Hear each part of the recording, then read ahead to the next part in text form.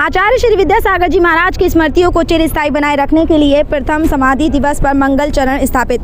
बता दें कि महाकवि आचार्य ज्ञान सागर जी महाराज के परम प्रभावक शिष्य मुखमाटी महाकाव्य के रचयिता आचार्य श्री विद्यासागर जी महाराज की स्मृतियों को चिरस्थायी बनाए रखने के लिए उनके प्रथम समाधि दिवस पर मंगल चरण बामौर कला में स्थापित किए गए।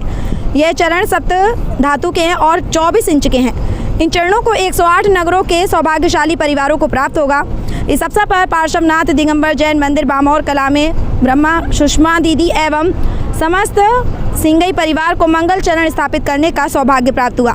बता दें कि चरण सिंह का अनावरण करने का सौभाग्य कुंदन लाल मोदी परिवार ने किया।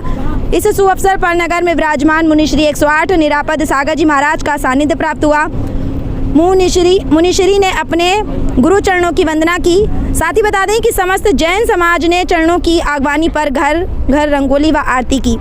आचार्य श्री विद्यासागर जी महाराज का जीवन परिचय बहुत ही प्रेरणादायक है। उनका जन्म 10 अक्टूबर 1946 को कर्नाटक के बेलगांव जिले के सदलगा में हुआ था और उन्होंने अपनी दीक्षा आचार्य ज्ञान सागर से प्राप्त की और बाद में आचार्य पद प्राप्त किया।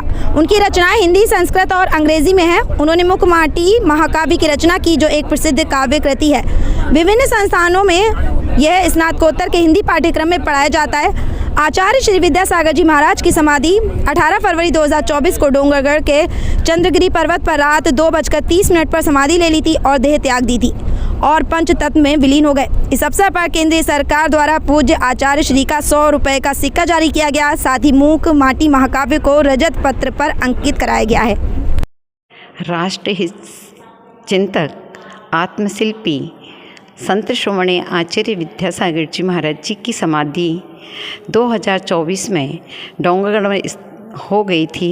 उनकी यादगार में और उनके आचरण को छूने के लिए आपके चरण स्थापित बामौर कला दिगंबर जैन समाज में सिंगई परिवार के द्वारा किए जा रहे हैं। ये कहाँ स्थापित हुए?